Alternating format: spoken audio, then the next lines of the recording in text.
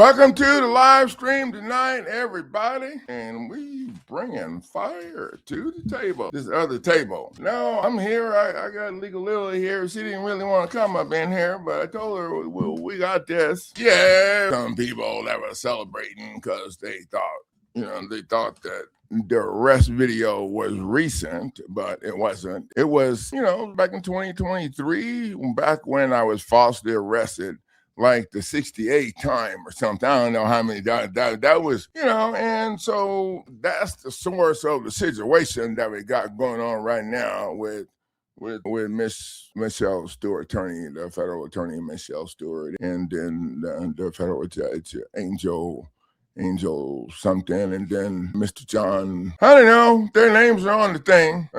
We filed that today. So we're going to give you guys a little bit of update about what's going on with all of that. We got to get a few things lined up right here.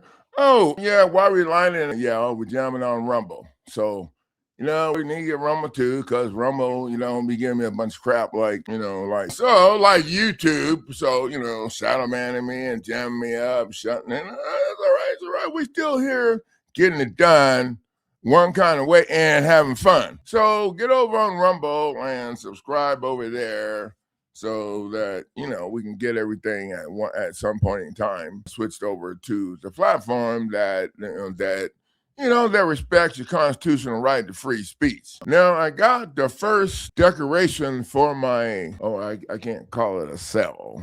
I'm going to call it for my unit. Oh, but you guys probably like nice little card there. And the green stuff is not showing it light. So that's the plant growing. And these two souls are growing their plant.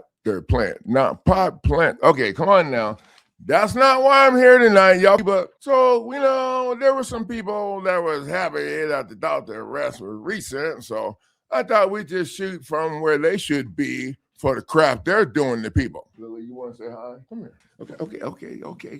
Listen, okay. You're just supposed to say hi. There's no licking on hi. Okay. As a matter of fact, we can't be licking nothing here. But she knows I got a treat for her. Okay. If she, does what I asked, to give me a bunch of crap. I have to send her to the freezer. Okay. So welcome to the show tonight. And before we get started, let me have these stories about my life. So number one, and we'll get to the hat later. Y'all just slow down. Number one, there was people on the YouTube channel that was happy about what they thought was a recent arrest for the unlawful practice of law without license, I guess, when they don't have a license. Nobody got a license under Swear versus Board of Examiners. The Supreme Court ruled that no state can license a practice of law. What I did find out like a year ago that they got a certificate. I'm trying to work now. No, there's no more snacks. You got to go sit down over there, or I'm going to make you go sit in one of those units. I can get some people over here. You're scared, ain't you? She looks scared, you guys. Okay, you still let me finish. Okay, and so, I just want to clear a couple things up because, number one thing that somebody was saying, no, I haven't been arrested recently, but I've been arrested a whole bunch of times before the last time. Okay, but, what I want to clear up is somebody else came on and said, oh, with a gun, because they saw me with a firearm. I never been convicted of anything, and I never took no deal. So anytime you're going to throw that on the table that you ain't never been convicted, I'm talking now. You need to chill because I'm about to get worked up. Did you need to make sure that you put in there that you didn't take the deal? Okay, I ain't did either one of them. So whoever that is, you better watch your ass. Okay, because you get to say a bunch of shit that ain't right here, and you can't back it up. It's gonna be a problem. You can call and ask Mark Fenton out of Boulder, Colorado. Yeah, there's a lawsuit against him for professional defamation because he objected to what I filed in court. Him and the judge, and they threw my stuff out. Oh, professional defamation. Can you do that, Coach? I did. Sit down, please. You didn't hear her. She's a little grubby when she's okay. That's better. Okay. So, but there was some things that happened along the way on my government vacation. Okay, so they said, oh, the food there was delicious. there was only one other place, and it was in Oklahoma, and it was a poop hole because this was a big place. So it was a nice anyway. And the food was so delicious. But I just figured, it's like other place. I got some condensate, I'll get some peanut butter, some crackers, or something. I'll get something, But the first day they were there, they had fried chicken. Oh, Lord have mercy. I was so full. I was so full when we got done. Yeah. And then, then it's lockdown. Then you get to come out later, right before the final lockdown. And everybody was like munching on stuff. And I smelled fried chicken cooking somewhere. I was like, oh, that smells. I brought some more chicken in the unit. Let me get down here. So, and I went out on the balcony, and it was all the Mexican guys. Yeah, they all pitch in together, and they do this stuff, Okay, but they was cooking the chicken skins and, I don't know, making a burrito. I don't know what they was making over there, but it smells so good. And I was, so, I don't roll with limitations, or at least kind of sort of. Just work with me. So I'm looking at these guys. I'm like, it's about 15 or 20, maybe 23 of them or whatever. And just nabbed, no, I ain't going to take all the chicken. But I don't know. I mean, it didn't have meat on it, so or bone. I need quite a few, But the chicken smells so good. I was like, okay, I'm not. Okay, well, come on now, Nate. Coach, you can come up with something. I thought, well, if I can make it to the top of the stairs, maybe I can push them all back down the stairs. I might need some more chicken. Okay. No, I really did. Okay, so you gotta have. So winners think of. They see how it is. And then, how they wanted to end up, eating that fried chicken and stuff. But, good coach got to keep it real. So I was thinking, you know what? If I got away with it and I made it back to the cell, okay, I know I would take some licks, okay? You don't got to take some casualties, But I figured if I could make it back to the cell, then I could get in the bottom bunk and make them have to swing that lock in the sock sideways to, okay, no, that's not, they can drag my back down there. Okay, no. Oh, I went to bed hungry that night. Yeah, I learned a lesson. And the lesson was, I wonder if I could have eaten the chicken and ran behind the goal. Okay, no, that wasn't a lesson. Was don't be trying to take other people's stuff, okay? I don't think we could have bargained for any of it because I'm too big, I don't think I'm going to be happy with two little skins, And I didn't have much to trade. I know I could help some people go home and, well, I don't know. We're going to rethink the fried chicken thing. So let's get to work. So, we got a situation going on right now. And I'm pretty sure, and you guys are sure too, because Lil Eyes, a couple other people was having a pretty good time when we were talking to the person on the last live stream that was, interfering with the program and telling people to not in our products or services here, but they couldn't give anybody a reason why or say their names or, having a situation at the same time. Okay, so, I never expected my own lawsuit to become one of the greatest teachers that I ever had. Or other people's lawsuits that I help do when I'm doing a custom project. Those also help too. Okay, so what began as my fight to challenge was false arrest and false imprisonment because I refused to sign Officer Delbert's ticket. He wrote me a ticket. And he charged me with, if I remember correctly, assault and battery and trespass and some other stuff, even though I owned the other half of the property that was connected together. And even though the other young man said he'd do the first punch. No, I didn't throw no punches, and that's where I'm going to leave it. I followed the document everywhere they led. Every filing, every letter, every docket entry, every communication. No, I fought the whole thing. And then they put out a warrant for my arrest. Judge Coachy in municipal court. But municipal court don't have judicial authority to arrest anybody. They're not aligned with the Constitution. And so the warrant that sits there, okay, you get pulled over someplace else, then they check in to see if they want you to bring your happy ass in. Oh, how do I know that? Because just go to the traffic, pull up the traffic. You can see I have videos of the cop telling me that I have a warrant, allow me to drive on home. All of this stuff, I realized the story wasn't found in one motion or one hearing. It was hidden inside a complete chronological history. That's why I'm here tonight. I'm not asking you to simply believe my conclusions. I mean, actually, okay, yeah. I'm asking you to look at the same document, examine the same timeline, and watch how the documents lead one another, how they lead to one another until the chronologic begin telling the story. Now, this is what I call the non-conventional legal program that we've learned how to do here from the real-time feedback from a lot of people who had the courage to step up and punch some people in the face. Thank you very much. My hope is that you leave tonight understanding one lesson that changed the way I look at every lawsuit. I won't say forever, okay, because I might have to change again.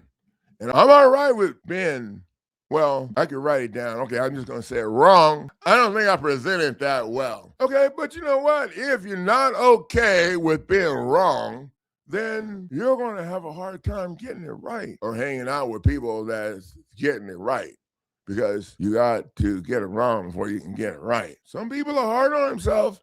Those are the people that make it harder to get this done. So I'm hoping tonight you leave with understanding one lesson, and that lesson is to roll without limitations. Okay, the hat. I know y'all just staring. This is my travel hat, okay? When I travel, I leave it on the dashboard all the time, unless I roll in the hood and stuff. I look around, then I have to put on the police. Yeah, that's my travel hat. You know, first thing I want to ask you if you're an officer or not. But they don't try to be slick about it. So I ask you, what direction you're going? That way, officer.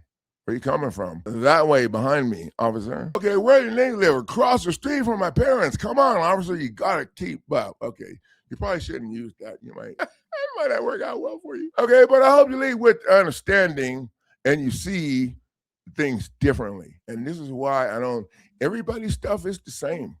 Everybody's stuff is the same if you address the why they're able to violate you so easy. Bam, that's it. So each document that you collect matters. Every participant matters. And when you start looking at documents as isolated events, and start building the chronological and the exhibits of evidence that you need, it begins to speak for itself. Every lawsuit becomes document history that should be preserved to the lawsuit before the federal court indicated the case would be remanded. And the supplemental pleading also added Judge Broom and Judge Angel something other to the lawsuit, because the two judges took judicial authority in my case with a signed consent form from all parties. That's what the rule that they supposed to follow says. They're supposed to have the signed consent form of all parties for the magistrate judge, who is a lesser judge, to be involved in your case. Bam, there I said it. Okay, so Coach, why is the chief judge? Well, the chief judge gave the stuff to the lesser judge that's taking out the trash. Okay, sorry. I don't know what the lesser judge is supposed to be doing. Maybe taking out the trash. I don't know. Okay? But the chief judge chief judge know the rules. The rules that the rules that they're supposed to be following to make the due process fair for you. So, and I also added Michelle Stewart to the lawsuit because she moved my lawsuit from state court over to federal. Okay, excuse me, not moved. She took it out of state court and she paid to file it in federal court, $425. And then they filed it in federal court with the same case number from state court underneath on the federal court. Damn, I'm getting confused over her. So this is why I don't answer to them their stuff. I don't answer, I don't respond. I just trumpet, stop it, trumpet. So, I just added her, supplemental pleading is how we make adjustments to what you're doing without asking for leave or kissing their ass for shit. So I just did a supplemental pleading, and I added now you can find out how to do a supplemental pleading. You go to Federal Rules Civil Procedure and scroll down all the way down at the amendment sections, and then scroll down all the way down to that little tiny number, and you'll see supplemental pleading. You have to add a count, add a body, or both, and they have to be connected to the original reason why you were there. Bam. So Miss Jessica or Miss Stewart, you guys can just chime, put your name in here, step up to the plate anytime and contest anything that I got to say tonight you want to. I got a link, sending you the link that you can just be a little square up here in the jail where your ass supposed to be. Okay, sorry. I need to stay focused. Okay, so I added her to, because, I grew up in the hood. Anybody that's going to come and help them kick my butt is on the list. So they on the same list as them other fools. So you add them as supplemental pleading. You do supplemental counterclaim pleading, and you add them to their own action. Bam! They can't represent themselves. Oh, sorry. They can't litigate a case they're a party to, and they're party and they represent each other from the same law firm. Okay, I don't believe in limitations. Okay, so what if you want to make sure that they can't represent each other from the other law firm? Yeah, you just sue the Bar Association. Bam! We got a lawsuit on the website. We got a lawsuit package to Bar Association for Civil RICO. Oh, hot too. And Coach Dante and Nigel are about to, we're about to whip out. I don't know, sue the Bar Association for Civil RICO, and you make sure that your demand for preservation is your demand to let the sheriff department know that you're going to demand their stuff, okay, at some point in time, because all that shit got to shut down. You got to seize the office, move all that stuff, so we can figure out what the RICO stuff, who's what, why, where. Oh, but you know what? All that stuff starts with some other things being done before you're dragged into, or during the dragging of into, or sometime along. You know what I'm saying? Putting yourself in enforcement authority. That's what you're going to learn how to do around here. Well, not here, but here. Come on now. The timing of events can become just as important as the events themselves. Before the remand occurred, the clerk's office removed 22 pages from all of the documents that I filed in federal court. The court clerk removed 22 pages from the federal filing. And they said that they were removing them under their court's privacy policy. I'm like, oh, wait a minute. What private information are they talking about? So, let's go take a look, see what they're talking about. And there was one page that showed my passport, and they said one page showed my driver's license number. So that's 2 pages. We'll just assume there was 2 pages for each of those things. That would be 4 pages, okay? So there's still 22 to 4, not, take away not.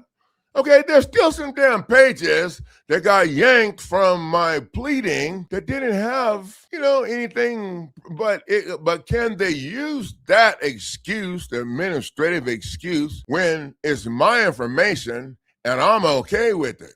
Oh, wait, are there other options? Yes. They could ask me to redact it. Oh, wait, they did, but they removed everything they removed 22 pages from my document that I filed in federal court, and they blocked the entire filing from being on the court record. Bam. I don't know, Michelle, y'all think y'all playing with somebody that hangs out around here where y'all ass need to be? I don't know. I'm just saying. So, what they did was they used their administrative process to jam up my claim and slide it over on the administrative process crap where they can attack it with their rules and policies that they come up with. Yep. The Supreme Court comes up with the local rules that they talk about. The local rules, yeah, and the local rules are the rules that each location comes up on where they at there. They pull them rules out of their own hat. Y'all thought I was going to say hat or something else, right? They pull them, and the local rules aren't aligned with the Constitution. They're not even aligned with the Federal Rules of Civil Procedure. The only thing the local rules are aligned with, and this is just my opinion, Lily, so just relax, is their pocketbooks. Probably offshore accounts, I'm guessing. I'm guessing about offshore. Okay, so when you do what you need to do to force them to visualize their shared liability, you only need one person. Okay, but what happens is when you challenge everybody, even when you invest in the products that you get at Pro Se Lawsuit Center at winningcourtnow.com. when you invest in our products, the stuff that you file in state court already has federal court case law and federal acts, which are the criminal laws and how we bring criminal liability to the table for these fools. Already have, and the statute, you can't answer to federal case law. That's a statute. I don't think so. No, so it's a check down. Well, then we got to thinking, we still working too hard and not having enough fun. Okay, so then we just started adding them to their own, using a counterclaim process. And now if you're facing an eviction process or whatever, or, then I just have people serve the judge the chamber copy. I write on the top in black marker, chamber copy, and serve that shit on the judge. I serve the clerk through the mail. It's not quite, it ain't that expensive to serve through the mail. And now that changes their position, which means your position changes. They was the one in enforcement authority, the authority of enforcement ability. Okay, I think I made that up. All right, so, y'all just work with me here. So when you get them to the end of the road, okay, because the judge, and I'm just going to go out on a limb here, the judge is not in a hurry to sign off on nothing that he get from these crazy people, they say, or what do they call this? Citizen sovereignty. Citizen sovereignty. I don't even know how to spell that shit, so I don't call myself nothing that I can't spell, okay? I'm a citizen of a republic state of Arizona where I was born, okay? I was born in a state, that's where nobody can be a U.S. citizen because nobody can be born in a fake corporation. There, I said it. Okay, when you get them in a corner, what's going to happen, and I'm just throwing this on the table because I seen it, they done it, and they doing it right now. When, okay, it's a problem. When the judge says they're done, hey, I ain't signing. Okay, no, the judge doesn't use bad language, so I'm trying to keep that. Okay, so that's where you at. That's why when the judge tells them, I don't know. Okay, then the attorney's going to write you a letter. They write you a letter, or the clerk's going to write you a letter, and they're going to attempt to direct you to do some actions, even though it wasn't signed by the court or sent from the court, signed by or maybe it was sent, in my case, it was sent from the court by the clerk. Oh, so people should understand the difference between attorney correspondence and order that's signed by the court. Now, with that said, neither one of them is worth the crap because you're in administrative court. The questions raised and the documentary recorded should become part of the investigation until they're all answered by the evidence. Bam! See how that's starting to fit together? Everybody's telling me, oh, Coach, I want to tell you this. No, everybody's stuff, no. Everybody's stuff the same. Every filing, letter, order, document entry, email, communication, public record should be preserved as potential exhibits of evidential exhibits. I hate to say evidence because that's the use in a judicial court. Okay, y'all ass ain't in judicial court, so I'm just going to call it that right there.